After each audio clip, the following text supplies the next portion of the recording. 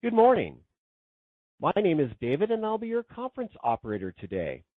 At this time, I'd like to welcome everyone to the FuelCell Energy's first quarter 2023 financial results conference call. All lines have been placed on mute to prevent any background noise. After the speaker's remarks, there'll be a question-and-answer session. If you'd like to ask a question during this time, simply press the star key followed by the number 1 on your telephone keypad. If you'd like to withdraw your question, press star 1 once again. To allow everyone an opportunity, we ask that you please limit yourselves to one question with one follow-up. Thank you, Tom Gelston, Senior Vice President of Finance and Investor Relations. You may begin your conference. Thank you, and good morning, everyone, and thank you for joining us on today's call. As a reminder, this call is being recorded. This morning, FuelCell Energy released our financial results for the first quarter of 2023, and our earnings press release and our annual report on Form 10-K are available in the Investors section on our website at www.fuelcellenergy.com. Consistent with our practice, in addition to this call and our earnings press release, we have posted a slide presentation on our website.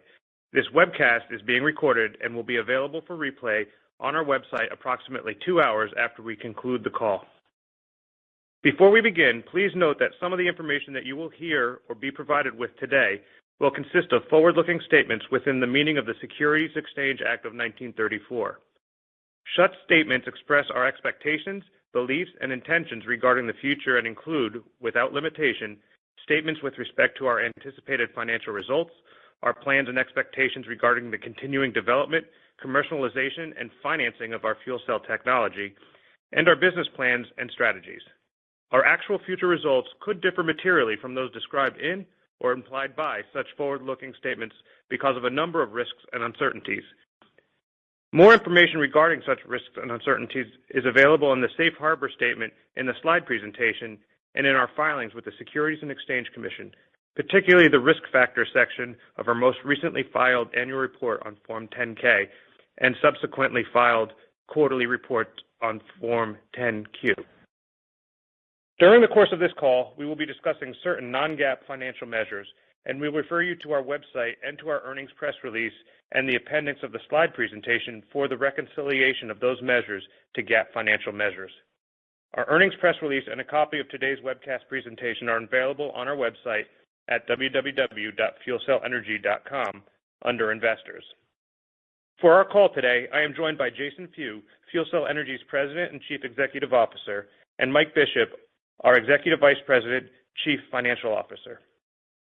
Following our prepared remarks, we will be available to take your questions and be joined by other members of the leadership team. I will now like to hand the call over to Jason for opening remarks. Jason? Thank you, Tom, and good morning, everyone. Thank you for joining us on our call today. Since we met in December, we have achieved some exciting milestones on our journey to enable the world to be empowered by clean energy. Today, we announced strong quarterly results as we continue to execute on our powerhouse business strategy. Before getting into the business results, I always like to give an overview of FuelCell Energy on slide 3 for anyone who might be new to the FuelCell Energy story. In operation for over 50 years, FuelCell Energy is a leader in developing stationary fuel cell energy platforms. Our purpose is to enable a world empowered by clean energy. We are currently in the early stages of a global energy transition to a low-carbon future. We believe FuelCell Energy is well positioned to be part of the global solution by assisting customers on a safe, secure, and practical path to net carbon zero. This important purpose drives our strategic focus and our passion for our work. Our goal is to leverage our proprietary fuel cell technology platforms to decarbonize power and produce hydrogen. Our platforms operate in North America, Asia, and Europe, and we are focused on entering more markets around the world. We have 95 platform installations in commercial operation, which we believe demonstrate the commercial feasibility of our energy platforms. Next, let's turn to a few key highlights for this quarter shown on slide 4. First, we are continuing to make consistent operational progress on key projects. Our project with Toyota in Long Beach, California, our project in Derby, Connecticut, and our carbon capture joint development agreement with ExxonMobil Technology and Engineering Company are progressing well. I will provide more detailed updates on these 3 projects later in the presentation. Importantly, as I previously stated, as of January 1, 2023, we are no longer restricted from directly serving all customers in Korea, including legacy customers that were previously solely serviced by Korea Fuel Cell Company and/or POSCO Energy Company. This represents approximately 116 megawatts of module upgrade opportunities. We are continuing to scale our commercial organization in Korea as we work to further develop our pipeline in Korea and other Asian markets. Second, having just recently announced in December that we are now accepting orders for our solid oxide platform for both power generation and hydrogen electrolysis applications, we are focused on expanding our solid oxide manufacturing capacity. We have strong, experienced leadership, energizing our commercial and operational efforts, and we expect to build and deliver 4 units during calendar year 2023, including 2 units that will run internally for advanced testing and 2 first article production units for delivery externally. I will discuss our progress on solid oxide in more detail later in the presentation. In addition, after the quarter end, we were proud to announce our intent to collaborate with a subsidiary of Malaysian Marine and Heavy Engineering Holdings, BHAD, or MMHE, a Petronas company, on the development of a large-scale electrolyzer facility for the Asian, New Zealand, and Australian markets. Through this collaboration, we expect to increase the efficiency of green hydrogen production while also reducing the costs, with the goal of making large-scale clean hydrogen production an easily accessible and viable energy option. Third, we are opportunistically evaluating potential options to benefit from global policy tailwinds. We believe the enacted policies are stable and the proposed global policies appear to have strong support, and that we are well positioned to capitalize on the evolving energy landscape. Recent global support for clean energy includes the U.S. Inflation Reduction Act and the Infrastructure Investment and Jobs Act, totaling approximately $479 billion. Canada's proposed hydrogen tax credit, the European Union's proposed approximately $270 billion program that would offer tax breaks for businesses investing in net zero technology, and the Korean Hydrogen Economy Roadmap. We believe that these types of policies will support and drive increase in demand for clean energy technologies. We believe that FuelCell Energy and our future customers of fuel cell technology will be able to benefit from these types of policies by taking advantage of investment tax credits, production tax credits for clean power and hydrogen, and carbon capture utilization and sequestration credits. Lastly, I would note that we were proud to host Senator Richard Blumenthal on his recent visit to our manufacturing facility in Torrington, Connecticut, where we discussed the importance of our planned electrolysis project in Ukraine. Senator Blumenthal has made multiple trips to Ukraine and is supportive of our work with the U.S. State Department. We thank Senator Blumenthal for his longstanding support of FuelCell Energy and his support of investments in clean energy. And now I will turn the call over to Mike to discuss the financial results for the first quarter in more detail. Mike? Thank you, Jason, and good morning to everyone on the call today. Now that you've heard from Jason, I will provide some additional details regarding our financial results. Please turn to slide 6. For the first quarter of fiscal year 2023, we reported total revenues of $37.1 million compared to $31.8 million in the first quarter of fiscal year 2022, an increase of 17%. Net loss was $21.1 million in the first quarter of fiscal year 2023 compared to net loss of $46.1 million in the first quarter of fiscal year 2022. The first quarter of fiscal year 2022 was impacted by the $24 million of non-recurring legal expense associated with the settlement of the company's disputes with POSCO Energy and Korea Fuel Cell Company, or KFC. The resulting net loss per share attributable to common stockholders in the first quarter of fiscal year 2023 was -$0.05 compared to -$0.11 in the first quarter of fiscal year 2022. The lower net loss per common share is primarily due to the lower net loss attributable to common stockholders and the higher number of weighted average shares outstanding due to share issuances since January 31st, 2022. Adjusted EBITDA totaled -$14.4 million in the first quarter of fiscal year 2023 compared to adjusted EBITDA of -$13.6 million in the first quarter of fiscal year 2022. Please see the discussion of non-GAAP financial measures, including adjusted EBITDA, in the appendix at the end of our earnings release. Finally, the company has a strong total cash and short-term investment position at over $415 million as of January 31st, 2023. Next, please turn to slide 7 for additional details on our financial performance and backlog. The chart on the left-hand side graphically shows revenue drivers by category. Product revenues for Q1 2023 were $9.1 million compared to $18 million for the 3 months ended January 31st, 2022. The Q1 2023 revenues were driven by the company's December 2021 settlement agreement with POSCO Energy and its subsidiary KFC that included an option to purchase an additional 14 modules. This option included a material right related to an extended warranty obligation for the modules.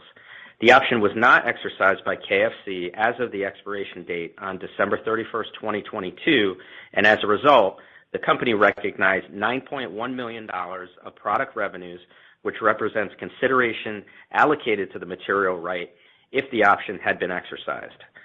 Product revenues for the 3 months ended January 31st, 2022 were a result of the module sales to KFC under the settlement agreement, for which the company recognized $18 million on the ex-works delivery of 6 modules from the company's facility in Torrington, Connecticut.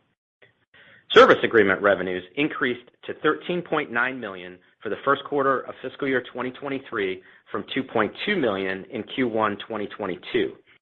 Service agreement revenues during the first quarter of fiscal year 2023 were primarily driven by new module exchanges at the plant in Woodbridge, Connecticut, which originally achieved commercial operations in fiscal year 2017, and the plants owned by Korea Southern Power Company, or KOSPO, in Korea, which achieved commercial operations in fiscal year 2018. Both the Woodbridge, Connecticut, and KOSPO platforms contained our 5-year stack modules. The increase in revenues for the first quarter of fiscal year 2023 is primarily due to the fact that new module exchanges occurred during the quarter, while there were no new module exchanges during the comparable prior year quarter. Generation revenues increased to $9.6 million from $7.5 million, primarily due to the fact that we recorded a full quarter of generation revenues associated with the Long Island Power Authority project in Yaphank, New York, which achieved commercial operations in December 2021, and the fact that the project at the U.S. Navy submarine base in Groton, Connecticut, or the Groton project, achieved commercial operations and began generating revenues in the first quarter of fiscal year 2023. Advanced technology contract revenues increased to $4.5 million from $4.1 million. Compared to the first quarter of fiscal year 2022, advanced technology contract revenues recognized under the joint development agreement with ExxonMobil Technology and Engineering Company were approximately $0.1 million higher during the first quarter of fiscal year 2023, and revenue recognized under government and other contracts were approximately $0.3 million higher than the prior year quarter. Looking at the top right-hand side of the slide, I will walk through the changes in gross profit and operating expenses. Gross profit for the first quarter of fiscal year 2023 totaled $5.2 million, compared to a gross loss of $2.9 million in the comparable prior year quarter. The gross profit is a direct result of favorable product margins, as the revenue recognized in the first quarter of fiscal year 2023 had no corresponding costs, along with lower manufacturing variances compared to Q1 2022. In the first quarter of fiscal year 2023, the company realized higher service margins due to new module exchanges occurring in the quarter, offset by lower generation margins, primarily due to $7.1 million of non-recoverable costs related to the construction of the Toyota project. Operating expenses for the first quarter of fiscal year 2023 decreased to $27.7 million from $41.9 million in the first quarter of fiscal year 2022. Administrative and selling expenses in the first quarter of fiscal year 2022 included non-recurring legal expenses of $24 million associated with the settlement of the company's disputes with POSCO Energy and KFC. Excluding the $24 million in legal fees, administrative and selling expenses were higher during the first quarter of fiscal 2023, primarily due to an increase in compensation expense resulting from increased headcount. Research and development expenses of $12.7 million during the first quarter of fiscal year 2023 reflect an increase in spending on the company's ongoing commercial development efforts related to our solid oxide platform and carbon capture solutions compared to the comparable prior year period. On the bottom right of the slide, you will see that we finished the quarter with a backlog of approximately $1.1 billion, a decrease of 19% compared to January 31st, 2022. The primary driver was a reduction in generation backlog due to the previously announced decision in the fourth quarter of fiscal year 2022 not to move forward with the development of the two Hartford projects given their economic profiles. The reduction was also due, in part, to revenue recognition since January 31st, 2022. On slide 8 is an update on our liquidity and our ongoing investment in project assets. As of January 31st, 2023, we had total cash, restricted cash, cash equivalents, and short-term investments of approximately $415.4 million. This total includes approximately $315.2 million of unrestricted cash and cash equivalents, represented by the darker blue bar on the chart in the center of the slide, $24.6 million of restricted cash and cash equivalents, represented by the lighter blue bar, and $75.7 million of short-term investments, represented by the purple bar. The short-term investments are U.S. Treasury securities purchased by the company during the first quarter of fiscal year 2023 as part of the company's cash management optimization effort. Looking at the right-hand side of the slide, there is a chart illustrating our total project assets, which make up our company-owned generation portfolio. We intend to continue to develop, construct, and grow our portfolio of assets with a clear focus on only those projects that will drive long-term value to FuelCell Energy and our shareholders. Investments to date reflect capital spent on completed operating projects, as well as capital spent on projects currently in development and under construction. As of January 31st, 2023, our gross project assets total approximately $263.3 million, which excludes accumulated depreciation. As detailed on slide 18 in the appendix of this presentation, our generation portfolio totaled 63.1 megawatts of assets as of January 31st, 2023. This includes 43.7 megawatts of operating assets and 19.4 megawatts of projects in process. As projects in process begin commercial operation, they are expected to contribute higher generation revenue. Additionally, as these projects in process reach mechanical completion or achieve commercial operation, we expect to seek additional tax equity financing as well as long-term back leverage debt transactions to further reinvest capital back into the business. In summary, I am pleased with the progress made this quarter in executing on our operating and commercialization plans. I will now turn the call back to Jason. Thanks, Mike. Turning to slide 10, I would like to reemphasize again the tenets of our powerhouse business strategy, which serves as our guiding strategy toward achieving long-term growth. The first tenet is growth. We are working to optimize our business for achieving growth in markets where we see significant opportunity for the clean energy applications our platform technologies address. The second is scale. We plan to scale our existing platforms by investing in and extending the application solutions our platforms address and deepening our leadership and total human capital across the organization. Across our operations, we are making progress in expanding manufacturing capacity for our molten carbonate platform with the goal of achieving 100 megawatts of annualized integrated on-site manufacturing and conditioning capacity. We are currently in the process of expanding our Calgary manufacturing facility, and we also have developed plans to add an incremental 400 megawatts of solid oxide manufacturing capacity in the United States. We believe that our DVD-size solid oxide cells lends itself to a modular build-out of manufacturing capacity and advanced robotics manufacturing for rapid scaling as more large-scale hydrogen projects achieve FID and long-term offtake agreements. And third, innovate. Over our 50-year history, we have never stopped innovating.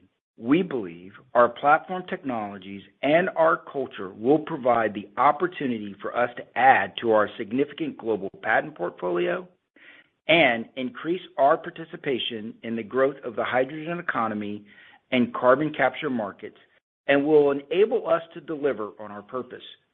We plan to develop diversified revenue streams by delivering a range of solutions and services anchored by our multi-feature platforms that support decarbonization applications and the global energy transition. As we are growing, I would like to highlight the progress we are making on three important decarbonization, energy resiliency, and energy reliability platform projects on slide 11. First, our Toyota project in Long Beach, California. This is a tri-generation platform which will reform directed renewable natural gas into three value streams delivering carbon-neutral hydrogen, carbon-neutral electricity, and ultra-clean produced water. We expect that it will be the first commercial distributed hydrogen generation project in the United States dedicated to light and heavy-duty fuel cell electric vehicle transportation. We have completed the construction work on this tri-generation project, and the fuel cell platform has advanced to the commissioning phase of project development. We anticipate that the remaining commissioning activity will be completed in the third fiscal quarter of 2023. We were also pleased to host representatives of the U.S. Department of Energy and Commerce on a recent visit to the site. We very much appreciate the continued support of those departments and other government agencies that are helping to further the development and growth of clean energy in the United States, which we believe will aid in our goal of selling our technology around the world in support of global decarbonization goals. At our Derby project in Connecticut, on-site civil construction continues to advance. We have largely completed the foundational construction with the majority of the balance of plant components delivered and installed on-site. We continue to work with the utility customer, United Illuminating, an Avangrid Iberdrola company, on the interconnection process, the timing of which will drive the continued development of the site, including the delivery of the 10 fuel cell modules required to complete the project. This large 14-megawatt installation will be the second largest installed fuel cell platform in the United States, only surpassed by our 15-megawatt platform in Bridgeport, Connecticut, and when completed, will provide enhanced grid resiliency, reliability, and low-carbon power to the Connecticut power grid while generating renewable energy credits. We expect commercial operations to begin in the fourth calendar quarter of 2023. Thirdly, we are continuing to progress toward commercialization of our advanced technologies for carbon capture. Under our joint development agreement with ExxonMobil Technology and Engineering Company, we recently completed a joint marketing study which confirmed technical fit, evaluated economical assessment, sought current and prospective customer feedback, reviewed the manufacturing scale-up plan, and validated market signposts. Together, we are working to identify partners for commercial trials or demonstration projects as we pursue carbon capture across a broad landscape of industrial applications. In addition to a potentially diverse industrial market ranging from refining, chemicals, iron and steel, pulp and paper, food, beverage, and more, we believe that the unique ability of our platform to naturally destroy NOx contained in the external carbon fuel stream will be highly desirable. As previously announced in December, we extended the terms of our joint development agreement through August 31st, 2023, and we increased the research budget by 20% from $50 million to $60 million. This important long-term relationship supports our efforts to commercialize large-scale fuel cell carbon capture and storage technology, and we believe that this is the only existing technology capable of capturing carbon, producing power, destroying NOx, and in the same application, generate hydrogen all at the same time from a single platform.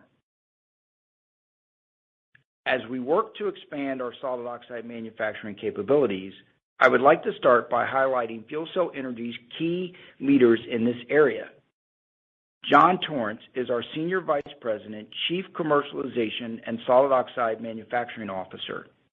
John joined FuelCell Energy in June of last year with a focus on manufacturing, and his role was expanded in December to include platform commercialization responsibilities. John brings over 25 years of experience in this role, and with his extensive knowledge of manufacturing and operations management, including plant startups, and his long history in the fuel cell and hydrogen industry, we believe that we have the right leadership in place to drive and execute our ambitious growth plans. In support of expected future production requirements, we are expanding our facility in Calgary, Canada, with additional dedicated manufacturing space as part of the first phase of our plan to increase solid oxide manufacturing capacity. This phase 1 expansion is expected to increase our production capacity from the current 4 megawatts per year to 40 megawatts per year of solid oxide electrolyzers. We also have planned to add an additional 400 megawatts of solid oxide manufacturing capacity in the United States. While the location of the facility has not yet been determined, early facility design and engineering requirements have been developed. We anticipate announcing more details regarding our plans for solid oxide production expansion in the United States later this fiscal year. Lastly, I would like to highlight the specific advantages of FuelCell Energy's solid oxide fuel cell and solid oxide electrolyzer cell technologies.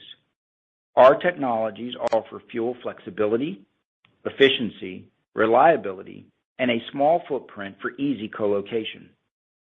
Our smallest sub-megawatt solid oxide fuel cell platform will generate 250 kilowatts of reliable, efficient, and ultra-clean power with virtually no nitrogen oxide, sulfur oxides, and particulate matter emissions regardless of feedstock. The fuel flexible system is capable of running on natural gas, renewable biogas, or 100% hydrogen, and is expected to operate at higher efficiency than combustion-based power generation alternatives. The clean emissions profile, small footprint, and quiet operation makes this platform easy to site in urban areas. On the hydrogen production side, we believe solid oxide presents one of the best opportunities to minimize overall costs while maximizing efficiency, and that our platform will give more organizations the option to implement a flexible energy strategy. Because most of the cost of hydrogen produced by electrolysis is related to the cost of input power. Efficiency is one of the most effective ways to lower hydrogen costs, and we believe FuelCell Energy's solid oxide platform is among the most efficient electrolysis technologies available. Among competing technologies, we believe our solid oxide platform offers one of the best chances of achieving the Earthshot target of $1 per kilogram levelized cost of energy targeted by the U.S. Department of Energy by 2050. Our platform also has the ability to ramp up quickly, transitioning from standby to full load in just 10 minutes. Working in tandem with renewable technologies such as wind and solar, our solid oxide electrolysis platform offers the possibility of efficiently storing electricity as hydrogen for later use. In addition, we believe our high-temperature solid oxide electrolysis technology is particularly well positioned to capitalize on opportunities to leverage nuclear-generated electricity for the production of zero-carbon hydrogen. Leveraging baseload nuclear electricity, large amounts of hydrogen can be efficiently generated, stored, transported, and are utilized for fuel switching or for a number of other applications. I want to take a few seconds to outline why solid oxide high temperature electrolysis is one of the most efficient electrolysis technology options.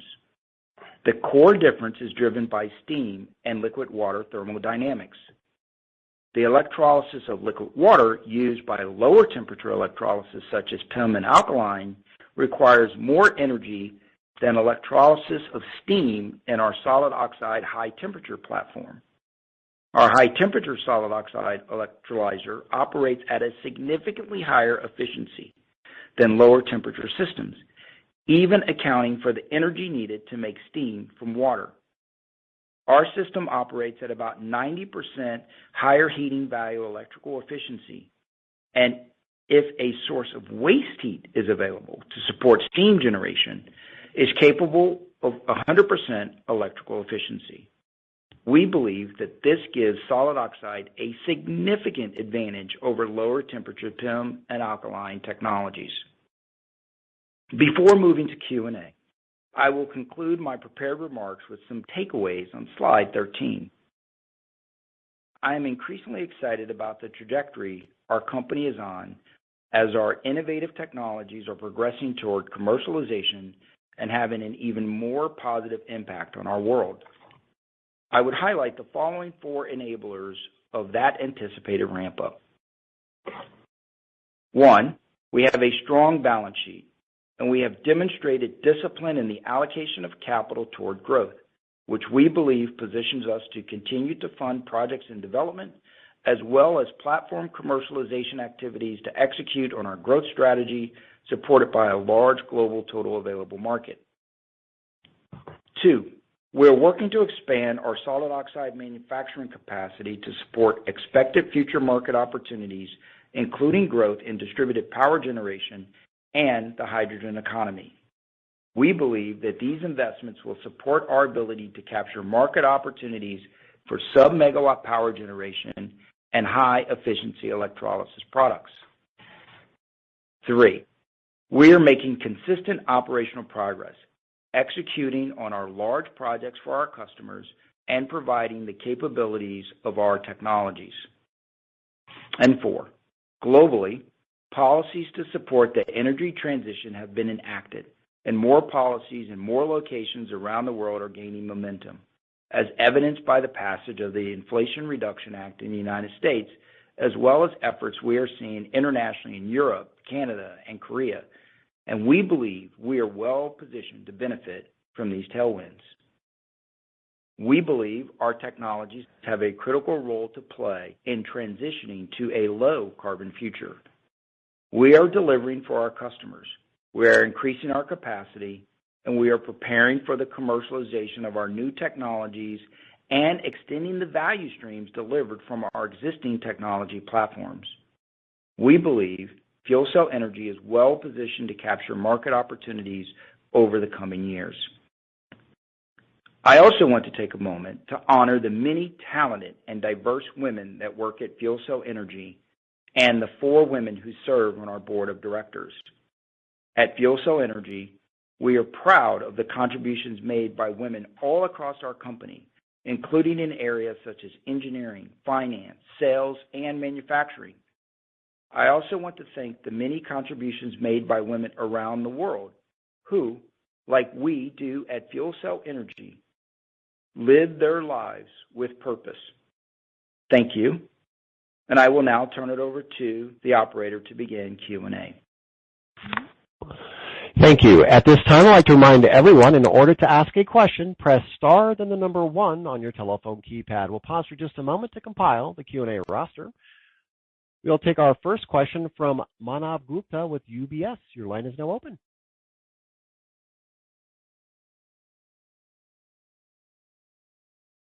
News. I'm very happy for you guys. My question here is specifically related to the Toyota Port of Long Beach project. If we can get a little more details, and the reason I'm asking this question is your press release says that for any reason the operations are not commercial by 8th of July, there is some possibility that Toyota could walk away from this. I'm just trying to understand, can you mitigate that risk? Can you just talk through that, how you can avoid that situation?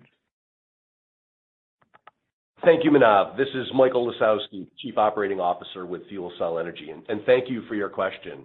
We're quite proud of the advancements and progress that we have been making on the Toyota project, and as previously reported, we have completed the mechanical construction aspects of the plant and are now engaged in focused on the commissioning aspects.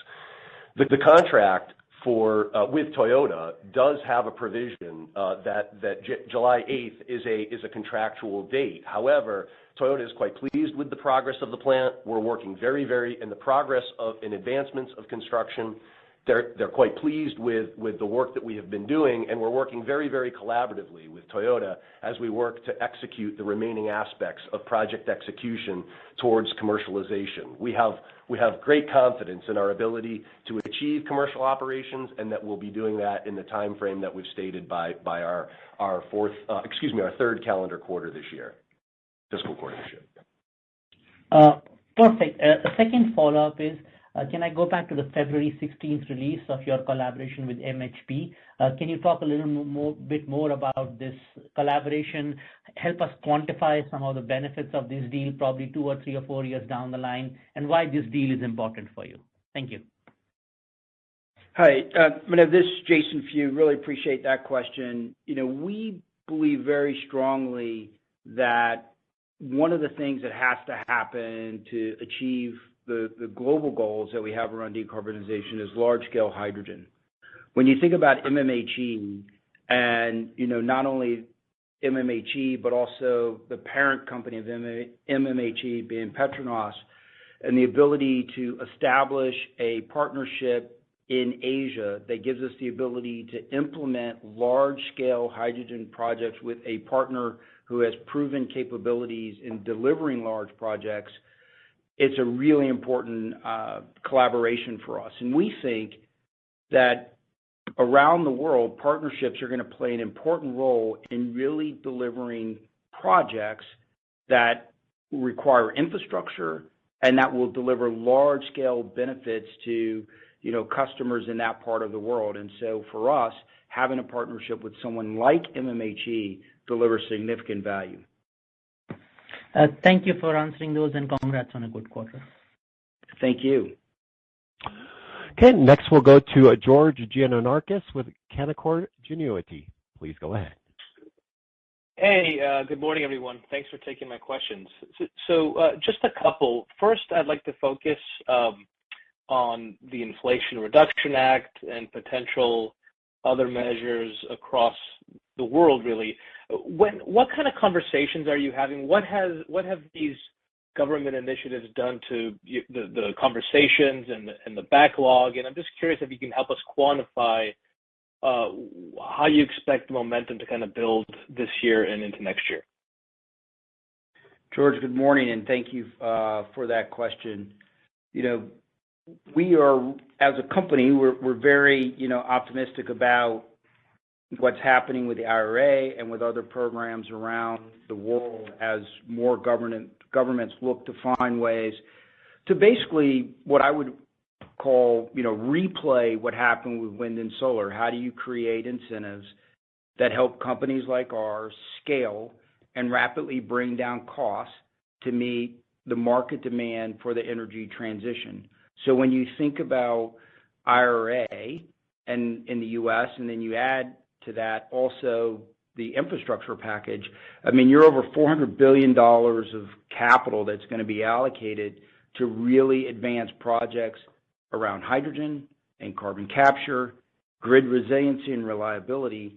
And so for us, those programs represent a great opportunity for us to enhance the value proposition that we offer our customers given those incentives.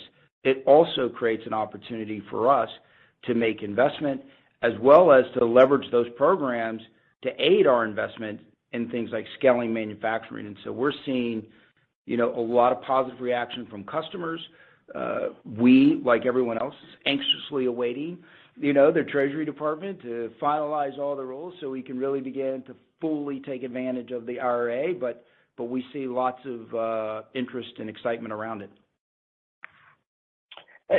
And maybe as a follow-up, just on the product revenue, just to make sure that we understand it, you recognized $9.1 million this quarter and this is your press release, as if the option had been exercised. So it appears that there was no cost associated with that revenue. Has this? Do you expect to recognize the cost of any potential module sales in the future? Is the first question. Second, has this changed the overall opportunity you see with POSCO over the next few years, or is this just kind of part of that overall, several $100 million opportunity for the next, I think, into 2025 or 2026? Thank you. Good morning, George. This is Mike. Yes, I'll take those questions. So on the first question regarding the revenue recognized in the quarter, that was revenue that the company had deferred. It was tied to an option agreement that POSCO could potentially exercise, and it was essentially a material right related to a long-term warranty. That option agreement expired at the end of December, so as a result, recognized the revenue in this quarter. There was no cost tied to that revenue, and there will be no cost tied to that revenue in the future related to future module replacements. As far as the opportunity in Korea, as Jason said in his opening remarks, significant opportunity in Korea. Just with the installed base, there's greater than 110 megawatts of opportunities to essentially replace modules for the existing fleet in Korea. And as we said in our remarks in the last quarter and this quarter as well, we're actively targeting that opportunity now in Korea. Our sales folks are in Korea. And under our settlement agreement with POSCO, we can now work directly with those end customers. So very excited about that opportunity that's right in front of us. Thank you. Okay. Thank you. Next, we'll go to Jeff Osborne with TD Cowen. Your line is now open. Hey, good morning. I just wanted to follow up also on Korea. The 116 megawatts, how many of those were sold more than 5 years ago? Do you have a sense of sort of the vintages of those and what should be coming up for replacement here? Because I was a bit surprised, given you've had the sales force out there, I think, for 18 months or so, that the product backlog now has been worked down to zero, and there was nothing, no movement there. Jeff, good morning, and thank you for the question. This is Mike Lisowski. So of the installed base that we're referring to, all of the technology and pedigree and generation of platform, there is the 5-year technology. So we do expect, strong line of sight to the replacement of that equipment and those assets to restore power generation at each of those critical customer infrastructure sites. Maybe just another way of asking the question is, what percentage of the 160 megawatts is older than 5 years? Jeff, this is Mike Bishop. So we haven't put out that level of granularity, but if you look at kind of the units that have been installed in the past, it has been over the last 10 to 7 to 3-year period. So you would expect to see module replacements coming up here soon, but the exact timing around that, we have not put that out there. And just to be clear, Mike, that would flow through the product backlog as those orders come in?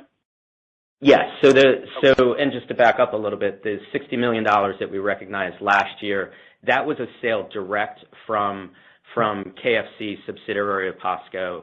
When we booked that order, it came through product backlog, and as we ship those modules, recognized through product revenue.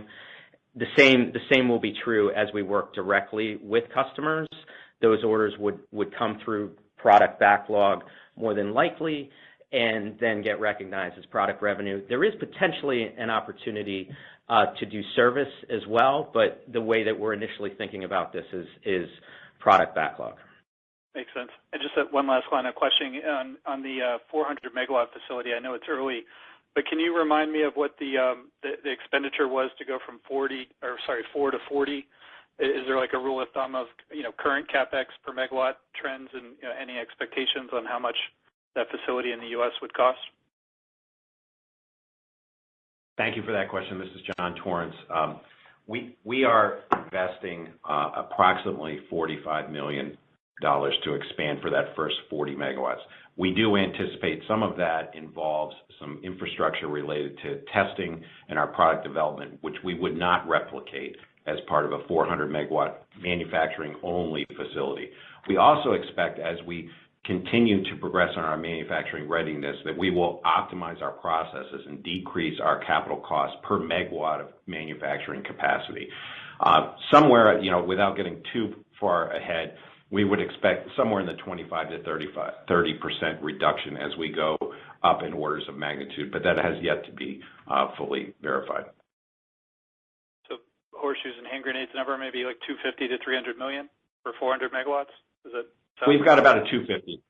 250 number is a walking around number at this point based on preliminary designs on the envelope that we're looking at. Perfect. That's all I have. Thank you. Thank you.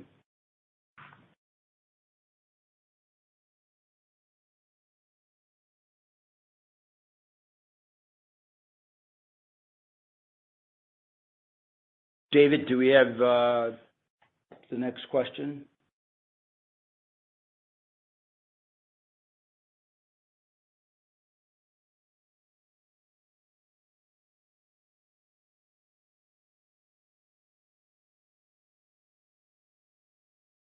And sorry about that. We'll take our next question from Eric Stein with Craig-Hallum.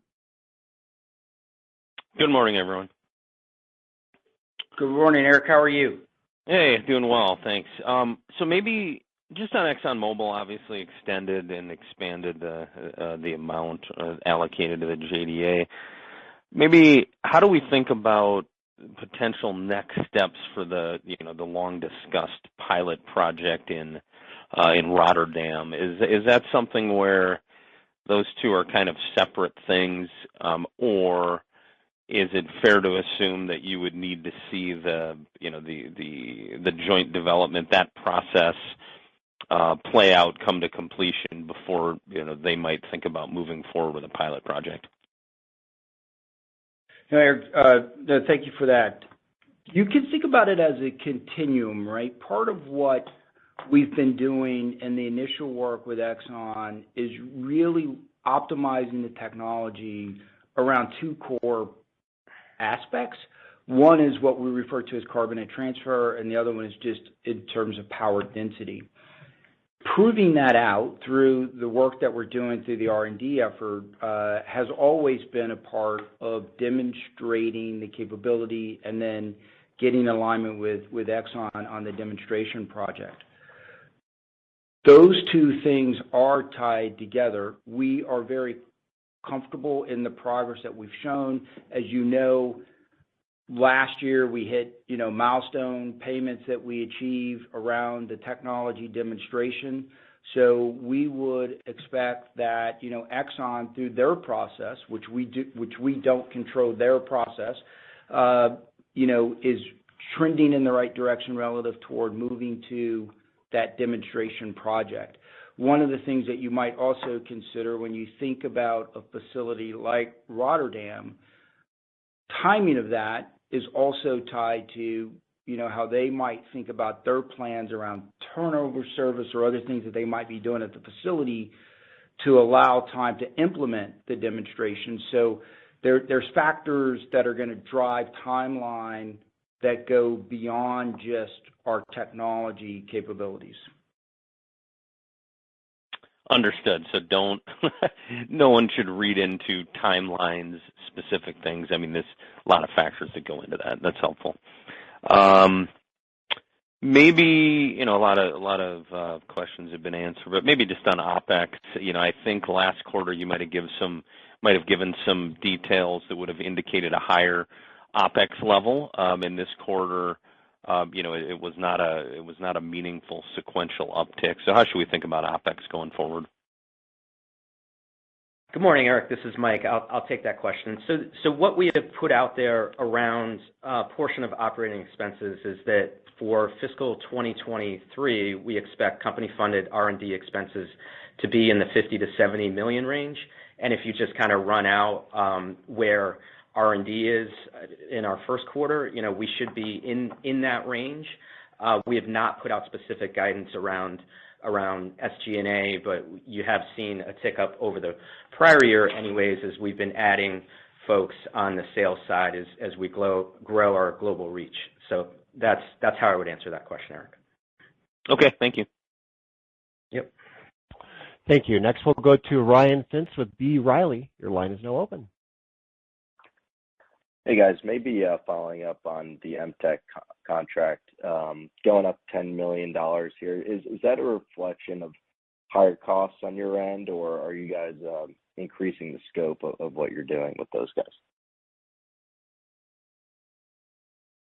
Good morning. I'll take that question. This is Mike. So no, that's really a function of additional time being added to that contract. Recall we extended the contract with ExxonMobil MTech to bring us into the summer time frame. So it's really adding additional time to it.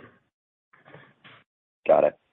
And then turning to the Toyota project for the $7.1 million of non-recoverable costs, can you just talk about what's included there, and do you expect any similar types of costs before we potentially reach commercial operation this summer?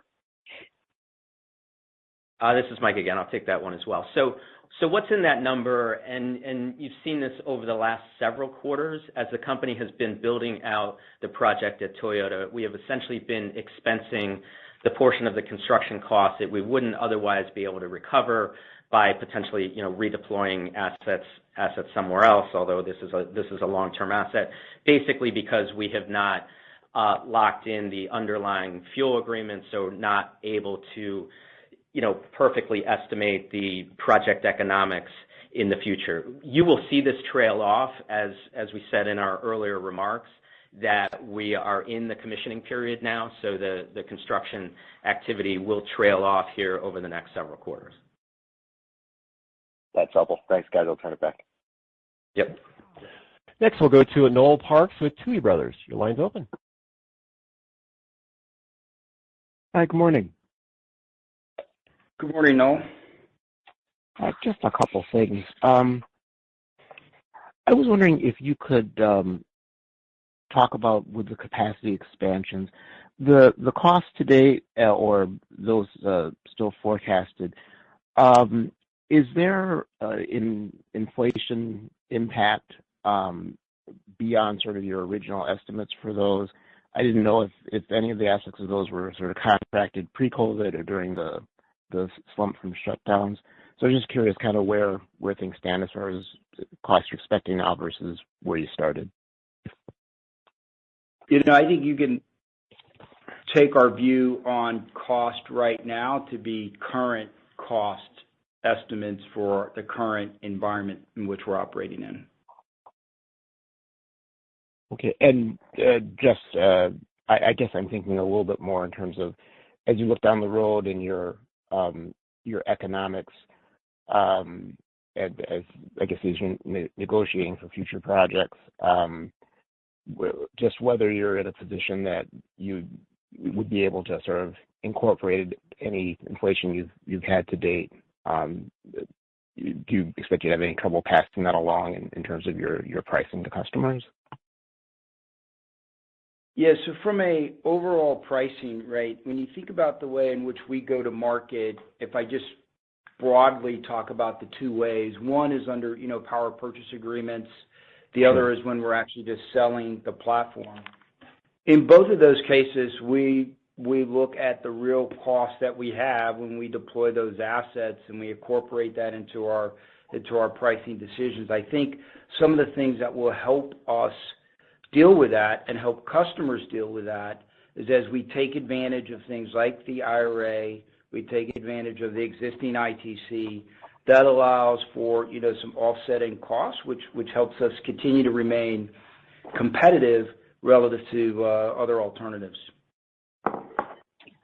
Great. Noel, the other thing that I would add to Jason's remarks is that while we continue to thoughtfully deploy capital and increase our capacity and expand our capacity, we're squarely focused on continuous improvement and operational efficiencies. So, as we continue to grow, as we continue to expand, things like reduction and elimination of our bottlenecks, improvement of our yields, overall process efficiencies is really a key area of focus for our business, and we expect to continue to see, reduction in costs as we continue to grow and scale up capacity.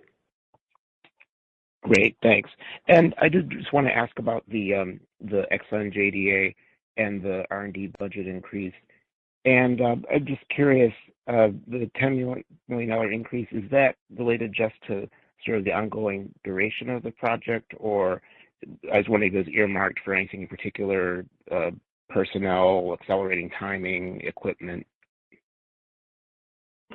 Hi, Joel. This is Mike. So, the $10 million is related to the extension of time on the contract. That contract will run through the summer, so that was essentially the reason for that change. Great. Thanks a lot. Yep. And that does conclude today's question and answer session. I'll now turn the call back over to Jason Few for any additional or closing remarks. David, thank you very much for that, and I want to thank everyone for joining us today.